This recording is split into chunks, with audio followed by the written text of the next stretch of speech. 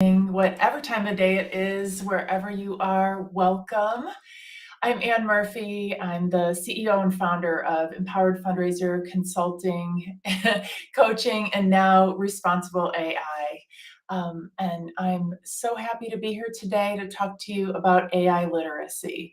And I wanted to, before I even get started, I just wanted to set your mind at ease that, you know, mastering AI to the extent that you need to in order to be productive and efficient and responsible about your use at work doesn't require any specialized skills.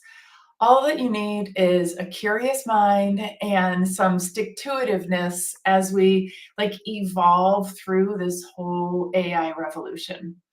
It's important to remember all the time that, when you're experimenting with these tools, this is as bad as they will ever be. This is as janky as they'll ever be. The results that you get are as unimpressive as they will ever be because they are all getting better by the moment, day to day.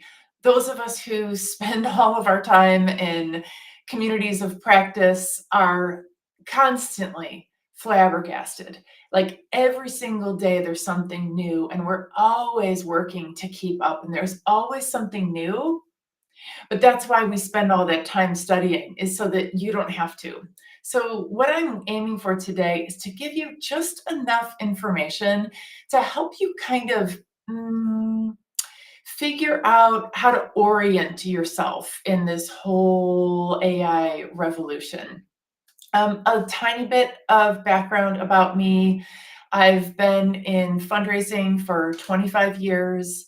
A year ago, I launched my consultancy, and about 6 months ago, the AI bug caught me. And so, my street cred in AI is, you know, it's like in some contexts, I feel like I'm just way behind. And in other contexts, I feel like I'm way ahead. And this is not unique to the experience of lots of us who are AI consultants. Everybody talks about how we're building the plane while we're flying it. So I just invite you to kind of be along on that plane ride with us. I posted here on the side of the screen, we have AI workshops every month.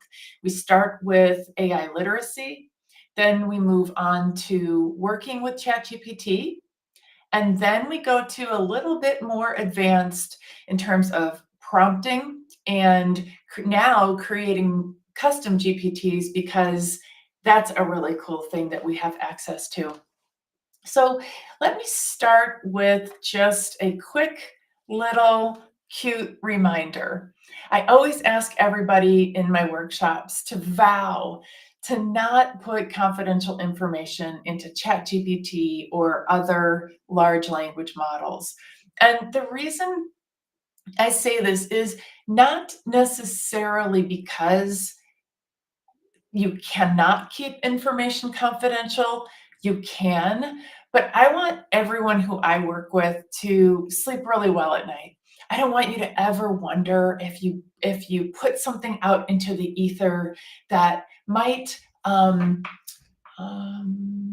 that you might worry about later, right? That might compromise anyone's data security, might make them uncomfortable. Yeah, so I always just ask, to vow that you will not put confidential information into ChatGPT, at least on my watch. So we're going to dive in. Let's see, I am going to talk to you first about some terms. So, artificial intelligence. So when we say AI, what we're talking about is artificial intelligence. And what that means is any computer system that performs tasks that normally require human intelligence. So the, you know, seeing things, our speech recognition and decision making, and more. But that's a simple definition of artificial intelligence. Other important terms that you're going to hear today and that you hear out there in the world: generative AI or Gen AI or AI or LLM, sometimes ChatGPT. All of these words get kind of conflated, and they mean approximately the same thing in our vernacular. Do they mean the same thing like in the dictionary? No, not exactly, but the way that we talk about it in everyday conversation, those things kind of get smushed together. So Gen AI, AI, LLM, ChatGPT often get kind of treated as though they're synonymous. OpenAI, you've probably heard the name of this company flying around a whole bunch in the last month. So they're kind of the OG of the large language models, and where ChatGPT comes from. So this is an important company to keep an eye on. Who knows what will happen in the landscape, in the next 6 months? But right now, OpenAI is the company that offers the very best generative AI tools for those of us who use it for work. Copilot is another word that's important, another term that's important for folks to understand, especially if they are employees, because that's the operating system that's going into a lot of our computers in the coming months. And then knowledge workers, that's us.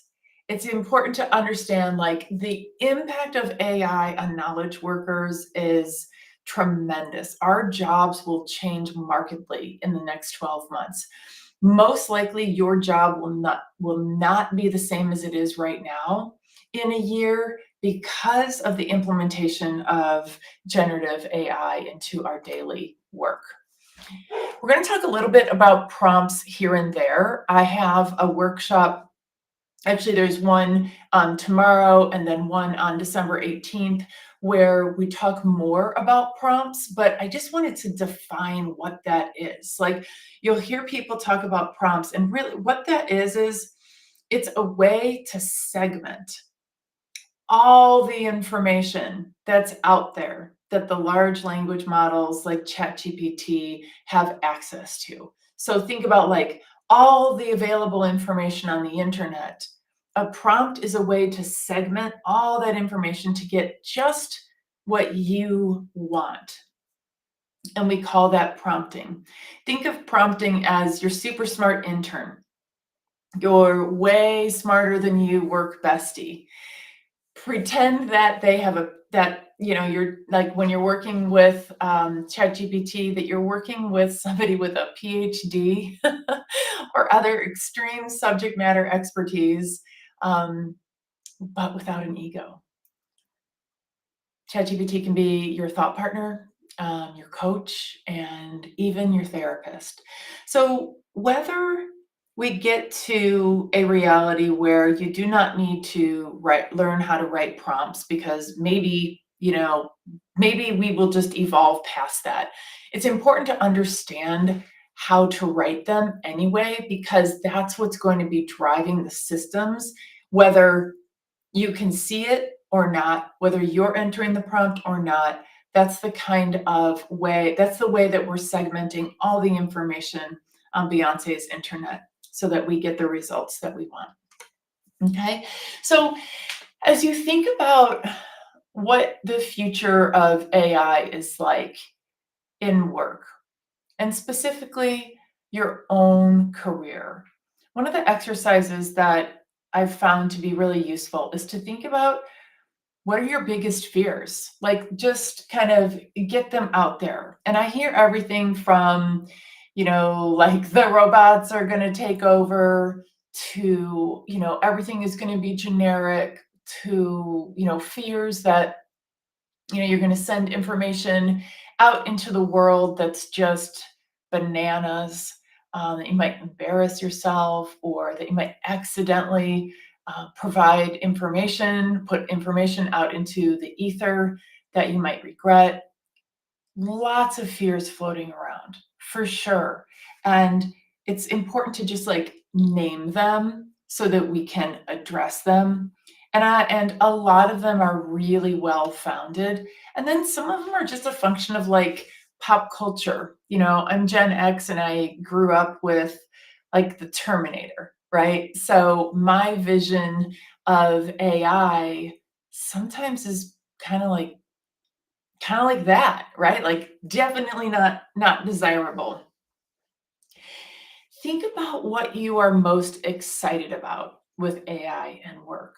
What are the things that inspire you? What are you seeing out there in the world that you're like, "Ooh, that could be really cool if that became part of my everyday work life." So what are you most excited about with regard to AI and work? So think about that.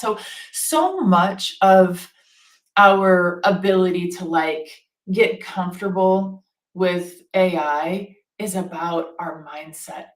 To be honest, not that much of it is about our skill set. There is a skill set component, but mindset is really, really important. And that's where we need to start kind of um, paying attention to the words that we use, the thoughts and beliefs that we have, and where that might take us, how that's going to influence our behavior and the results that we get in our career when things change the way they are projected to change. So here's another way to think about this. I always encourage people to make a list of their least favorite tasks at work. And I'll just tell you that they usually fall into about 5 different categories. Oftentimes, it's the things that are like tedious or soul sucking or super repetitive or don't take advantage of our zone of genius. Things that take time away from the work that we do that we love and we think that's like our X factor. Work that we think is dumb, that we shouldn't have to do, that like should be automated or somebody else should be doing it. Oftentimes it's things where there's just like a lot of friction, right? So these are the things that oftentimes lead to burnout because these are things that do not light us up, right? So if you think about the least favorite tasks you do at work, I guarantee you that a bunch of them can be improved or even eliminated using AI. And then think about your favorite tasks at work. What are the things that you most love to do? Like in my world, one of the things that I absolutely love to do is spend time with donors. Like that's my zone of genius is to work with high net worth individuals and families who I can help, right? Make philanthropic contributions to support the organizations that are changing our world for the better. Like, doesn't that sound delicious? What I don't love is like, administrivia, right? Like the data entry that is just like necessary for us to be able to support our work, spending one-on-one time with donors. But that just like is so not fun, right? So list your favorite tasks at work so that you can begin thinking about how you might be able to reorganize your days using AI so you can spend more time doing the things that you love. Another reminder, don't put confidential information into ChatGPT. I wanted to highlight a really good resource for you. So the nonprofit sector, we developed a framework toward responsible AI for fundraising. And while this exact framework won't apply to every single industry, a lot of it does. So at fundraising.ai, you will find this framework and it covers all those things that we worry about, right? Data security, privacy, bias, hallucinations, transparency, explainability, legality, like the quality of the work that we can do. Like, is it all going to be generic? Will people still feel special? All those things are encapsulated in this framework, and I would encourage you, regardless of what industry you're in, to check out that resource and think about how it might apply to your industry if you're not in the nonprofit sector, because I guarantee you there are opportunities for that. Let's talk a little bit about what responsible AI is. And I'm going to use the example for this conversation of my world of nonprofit fundraising. So here we are. It's so important that we build trust with our stakeholders. No matter what industry you're in, this is the era where you either get to build trust or squander trust. And as we know, like know, like, and trust. People have to trust you in order to buy from you. They have to trust you in order to collaborate with you, right? So here's what we want to do as we're thinking about conscientious AI. It's about building trust with our stakeholders. And how do we do that? I wanted to introduce the LISA framework, and I learned this from a course, a free course that you can find here on LinkedIn. It's offered, it's a collaboration between Microsoft and LinkedIn, and it is fantastic. So they introduce in there the LISA framework, which is an important consideration for, as we get to be familiar with generative AI, we're going to end up having more and more conversations about it. And lots of those conversations are going to be with our stakeholders. And we're going to be wondering, like, what do we say about it, right? So I'm going to launch into just a little bit of an overview of what's shared in that course, and I highly recommend that you head on over to that. It is so good. Chef's kiss. So we want to be able to really honor our stakeholders' concerns, right? We want to gather input to understand diverse needs. We want to create advisory boards with our staff, with our leadership, with our constituents. And we want to be sure that we're providing professional development on stakeholder engagement and AI tools. So let me kind of ad lib on that a little bit. In the next several months, if it hasn't happened already, you will probably find yourself in conversations with your leadership, your staff, your colleagues, your stakeholders, your clients, your board, other people and entities you work with, whether it's at work or in your community or in your personal life. It's vitally important to listen to their concerns. We want everybody to know that they're being heard, right? Because that's how we're going to build trust. The other piece is that I encourage you to raise your hand at work. So as you become more familiar with AI and you test it out and you're gaining your skill set and you're feeling more comfortable and you're starting to kind of overcome some of the objections that you might have, you'll have an opportunity to lead in your workplace. I guarantee you that there are I'm going to say like 90% of organizations aren't quite prepared yet for the fourth industrial revolution, which is what we're in. And there'll be opportunities for you to raise your hand and say, I know a little bit about how this works. I've got some skills with prompting. I understand the ethics, and I'd like to launch an advisory board or an AI council, or at least like put a time on the calendar for you and one other colleague to meet and talk about how you as an organization want to approach the implementation of generative AI in your everyday work. So start having those conversations. Be the go-to person, right? And encourage everyone to constantly be listening to your stakeholders. And then please do always be on the lookout for professional development on stakeholder engagement and AI tools.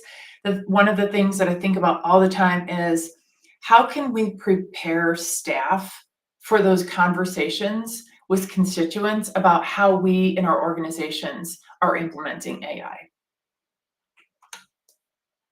And then there's involving your stakeholders. So, if you build an AI council, be sure that you've got people from your stakeholder community as part of those conversations, and make sure that there's a diverse set of voices at the table. You want to get a wide range of perspectives, especially because there are so many concerns about bias in AI. So you want to offer guidance on collaborating and using AI responsibly. So when you're working with your stakeholders, let's say you have a volunteer board and you work for a nonprofit, you're going to want to be providing guidance to the board about how they use AI responsibly. So as you grow in your skill set and your mindset, you're going to be in a position where quickly you are way far ahead of everybody else, and you'll have the opportunity to help other people understand how to use AI responsibly. It's important to be super transparent about your privacy practices, because that's probably the biggest sticking point that we're going to have, is folks feeling like there's possibility that their private information is going out into the ether. And be sure people have an opportunity to opt in or out. And then absolutely provide training and coaching on how to talk about our privacy practices with our stakeholders. So again, it goes back to, how are we communicating with our stakeholders, specifically in this case related to privacy?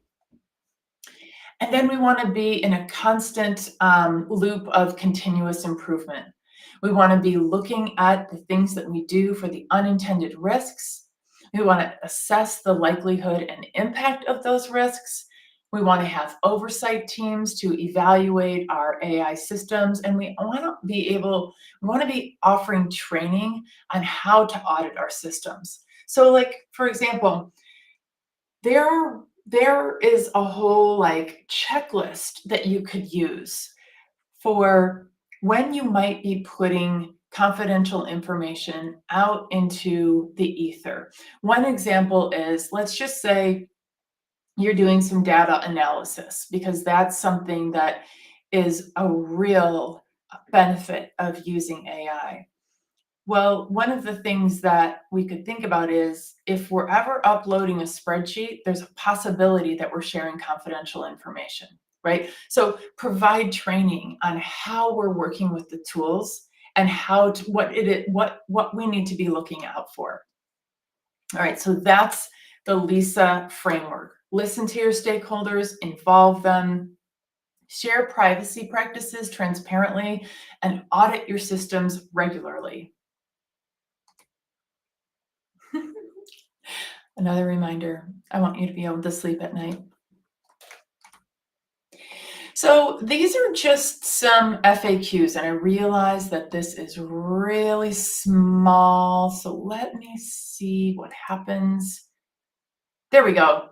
Hopefully you can see this. So here are some of the things that come up all the time. So again, remember when I said AI, generative AI, Gen AI, LLM, ChatGPT, these things get conflated really easily, but we're going to dive in with just ChatGPT because it's the most commonly understood tool for generative AI. So AI at work. A couple of the questions that often come up. What about sensitive data? So I've addressed that a little bit earlier, and also with all my reminders not to put sensitive data into ChatGPT. So just keep that in mind.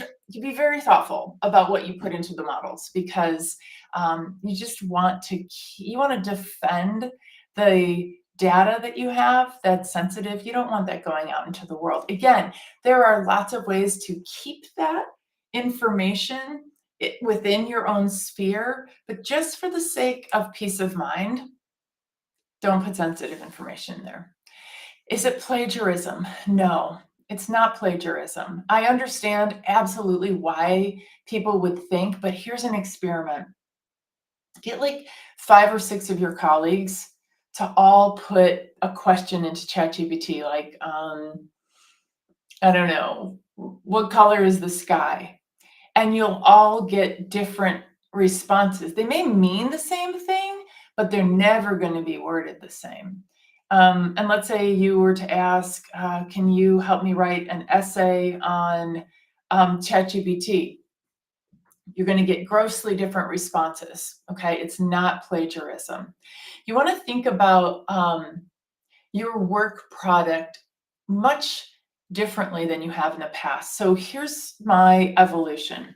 I used to think of my work product like the thing that I created. Let's say it's, an event briefing. That was my work product. That was my pride and joy, the actual thing that I created. Now I think about my prompt as my work product. So how good is my prompt that got me to the result? Because that prompt is what I will use over and over again, right? So that is where I'm pouring my energy into, is creating a prompt that's unique to me, exactly what I want to get out of ChatGPT, and then I can use it over and over again. So what does ChatGPT create? All kinds of stuff. It seems like what we mostly talk about is content, especially with regard to like marketing, always talking about the written word. The written word is just one thing that ChatGPT does, and lots of people say it's like the least interesting thing.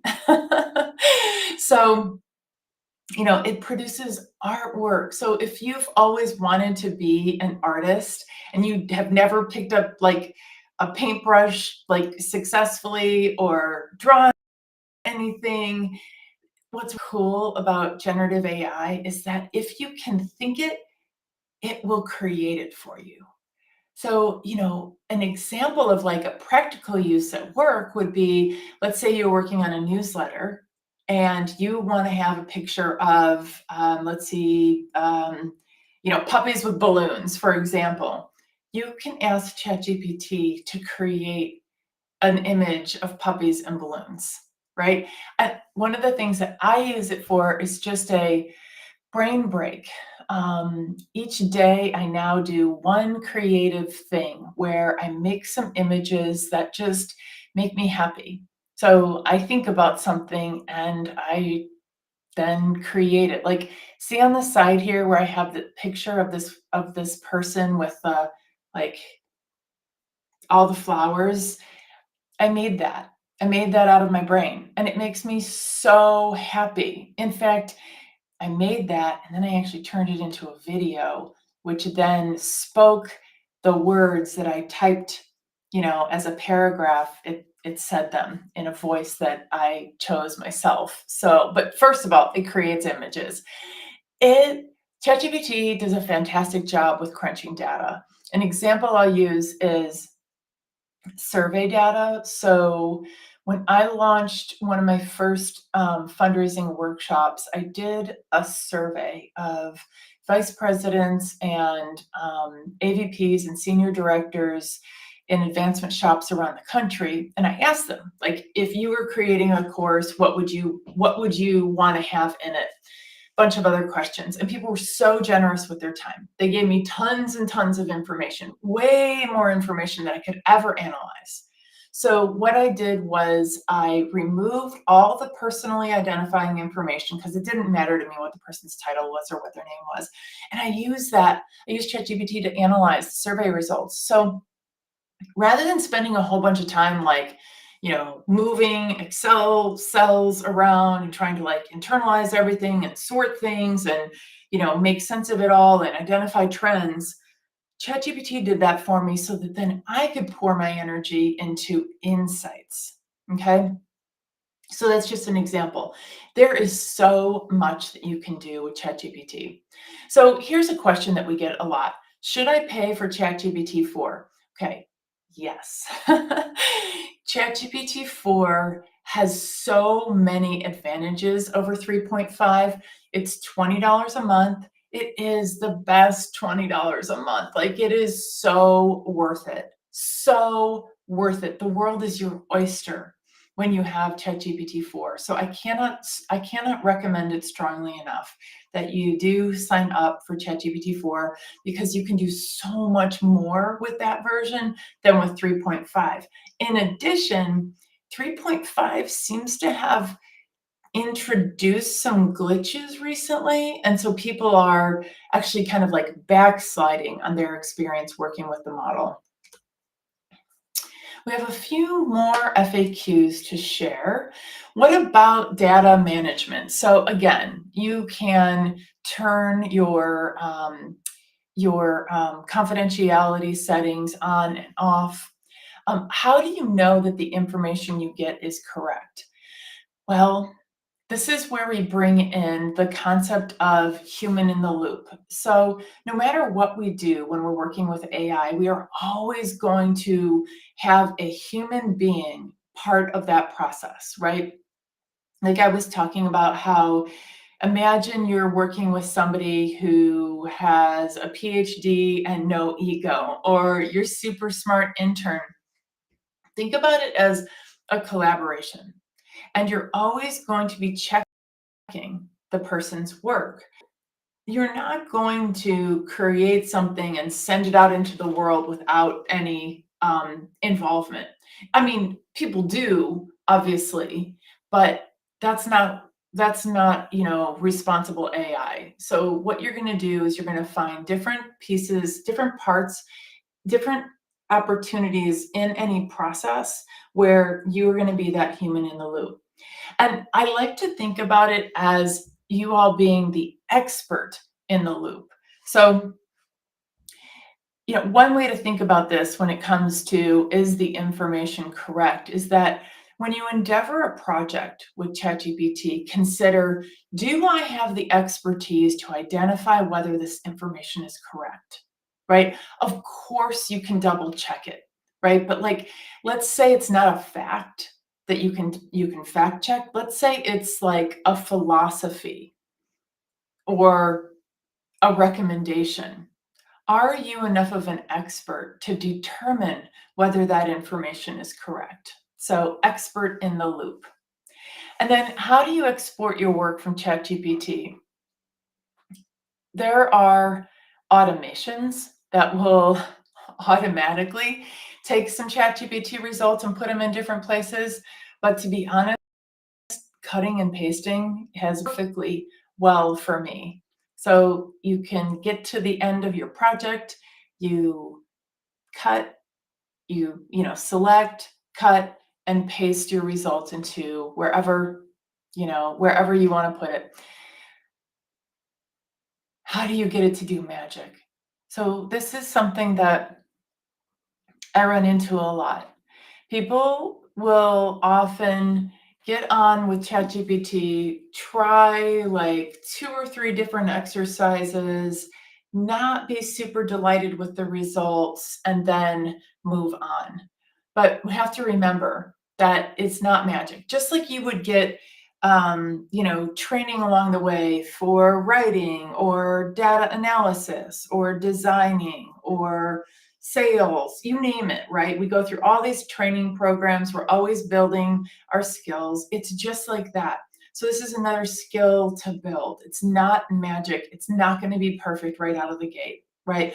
As you get better and better at this, that's when you're going to get the results that are epic, right? In the beginning, you're going to get results that are like maybe a B, B minus, B plus, on a good day. But as you get better at prompting, you're going to start getting those A plus results.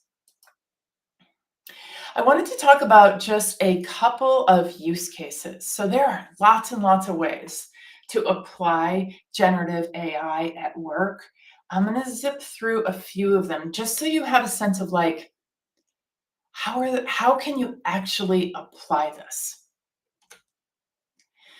So one of the things that lots of us have to do is we have to write notes for our CRM. And one of the ways that you can do this is, and one of my very favorite tools, one of my very favorite workflows for AI is after a meeting, I just grab my phone and I talk into one of the LLMs. It might be Bing, it might be ChatGPT, it doesn't matter. I'll say, here's the meeting that we had. I always use pseudonyms. I don't use any proper nouns. We had this meeting. We talked about XYZ thing. So and so is concerned about this. Their hopes and dreams are that. We talked about a contract. We talked about the following timeline. Here's their concerns. Here's their pain points. Here's their opportunities. Blah, blah, blah, blah. I just put it into the large language model as a stream of consciousness, and then I ask ChatGPT to organize it for me.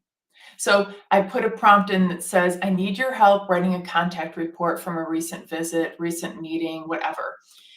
One of the ways that you can really perfect your partnership with ChatGPT is to have it ask you questions. So you can say, ask me a few questions about this meeting to help me give you the right information that needs to go into the CRM.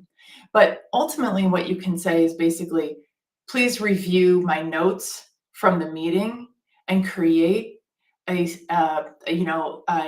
contact report or a TPS report or whatever, sales report into your CRM. So that's a really good use case. It cuts down from about 40 minutes to do one of these reports to, I don't know, probably 7 to 10 minutes. So that's a pretty big time savings.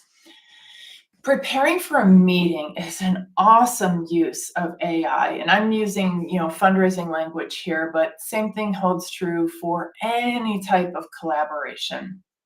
So one of the things I like to do is have a little grounding moment in advance of my meetings. And so I have ChatGPT ask me a series of questions, right? This again goes back to how we collaborate with the large language models. And I will say ahead of time, I'll just cut and paste into ChatGPT, please ask me a series of questions, one at a time.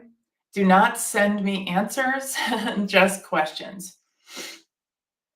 And I'll sit there with my phone or my laptop and I'll go through these questions, right? What would a home run look like? Do I know how the person has engaged with my organization? What do I know about their philanthropy or investments, right? What questions will I ask this person? Am I prepared to mostly listen? Right? What are two primary opportunities that I'll share? So just that thoughtfulness of preparing for an important meeting, that is so perfect for using ChatGPT. Now, preparing for tough conversations, we all have to have these critical conversations in our work lives. So what you can do is you can say, please help me prepare for a conversation to provide feedback on blah, blah, blah, blah, blah, right? You're going to describe what that person is like, who you're meeting with. You're going to explain what the factors are. You're going to ask ChatGPT to identify a strategy for you, maybe some talking points. You're going to maybe suggest your own ideas, ask ChatGPT, what you might be able to do to potentially get a better result. And then you can say, maybe give me 3 different scenarios. And then you can say, give me the best one based on, let's say, based on the fact that the person I'm going to meet with tends to be defensive. So evaluate these options in terms of what would it be like if this person was defensive? Which strategy would be the very best? Repurposing content is a huge benefit of using generative AI. So you might start with your own original content, right? Then you're going to tell ChatGPT what to do with it.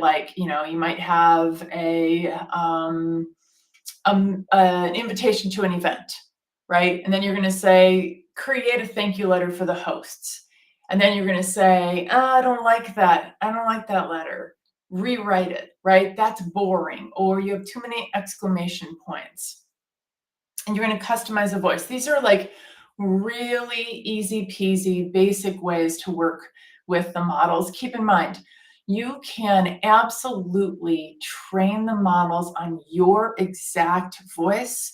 the voice of like a leader in your organization, the voice of your brand. And we cover that in like working with ChatGPT and prompting and custom GPTs. So if you're curious about how to create um, your own voice within ChatGPT, just consider signing up for one of these workshops. You can absolutely create an outreach sequence. So you can tell ChatGPT, I need to reach out to, 10 people. I want to send them 3 emails, 2 DMs, and I'm going to end up calling them, a couple of times. ChatGPT can help you create those outreach sequences. It's pretty magical, by the way. Planning a trip, I use ChatGPT all the time for that. Let's say you don't even have time to plan a trip and you just like land and you're wondering, what should I have the afternoon? What should I do? Easy peasy. If you are looking for, like, I give the example of scheduling a donor trip. So you have 3 visits in one day, you're in the Bay Area, one is in Marin, one is in San Jose, and one is in Oakland. What would your itinerary need to be so that you can get to all 3 places? You can spend 90 minutes at each place. You can factor in traffic at that time of day, have a 30-minute buffer. Let's see, and begin. You could say, I'm going to begin at my hotel at blah, blah, blah, and I want to get back to my hotel by 10 p.m. How should I schedule my day? Here's just another like couple of examples. So creating agendas are easy. Statements of work or contracts. You can ask, like as you're going into a meeting, like what questions might my collaborator or my prospect have about this program? You can ask for talking points. You can have it create a PowerPoint deck for you. You can do some really good project management. So those are a bunch of use cases. I have some really, really good prompts that I'm refining over time for all of these use cases. So if any of these sound particularly juicy to you, just DM me and I can get you these prompts. I'm happy to do so. Oh, a couple more examples. Self-care, right? So you can vent, you can beef, you can ask ChatGPT for feedback. I use it to find out, is this gaslighting? Because I have a hard time knowing if I'm being like gaslighted or not. And so sometimes I'll just say like, here are the facts. I feel like I might be gaslighted. I'm not sure. And then ChatGPT will go through a whole series of questions with me. There's a really beautiful way to use ChatGPT to do meal planning. You can also have it plan your outfits. You can take a picture of your refrigerator and your pantry and upload it to Vision, which is one of the tools of ChatGPT, and say, hey, based on these photos of my refrigerator and my pantry, what should I make for dinner tonight? I don't want to go to the store. And take a picture of your closet and say, hey, ChatGPT, what should I wear today? I'm going for coffee. Oh, and by the way, lots and lots of these things are in my LinkedIn profile. So I post almost every day about how to use AI at work. So you'll find use cases, prompts, how-tos, things to think about. Factors for action, ethics. So do like check out my profile with my feed and you'll get lots and lots of examples of these things. All right. Whew. There's a lot, but it's also, like I said, it only requires a curious mind and some stick-to-itiveness. You do not need to be like a computer scientist. I'm just like, I was one of those people who I was like a junior in college before I like really used a computer. I brought a like brother typewriter type thing to a word processor to college. So I am not like some kind of digital native. I just have poured into learning and I've overcome some of my like limiting beliefs about whether I can learn new things or not. And now, I've rounded the corner and I'm teaching people. I offer consulting on AI strategies, like basically how to implement AI at work and how to think about people and process and culture due to the changes in our business operations as we implement AI. So again, please do join us for one of our upcoming trainings. We have them every single month, just in case you're watching this in like January or February or March. We would love to have you. I almost always have this information somewhere on my feed in LinkedIn, and there is a, let's see, a hot link near the top of my profile. It says like visit my website or something, and it goes to my Gumroad, which it goes to just like a website that has a bunch of resources for you there, including our e-guide for ChatGPT. I hope this was helpful. I love talking about AI, and I would be delighted to do that for you and your team any day. So if you think you are ready to learn a little bit more after this presentation, please get a hold of me. I would be happy to explore that with you. Okay.